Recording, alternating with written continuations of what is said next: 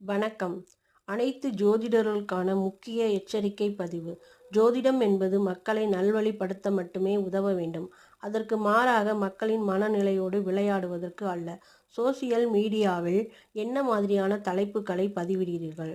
நீங்க யாருங்க? கடவுளா? சாபமிடுவது, பயமுறுத்துவது, எச்சரிக்கை விடுகிற தலைப்பில் எரிச்சல் ஊட்டுவது, நடுத்தெருவுக்கு வருவீங்க, திருவோடு ஏந்துவீங்க, இப்படியெல்லாம் தலைப்பு வைப்பதையெல்லாம் நிறுத்திக்கோங்க. அதுவும் எல்லா ராசியினருக்குமே ஒரே தலைப்பு.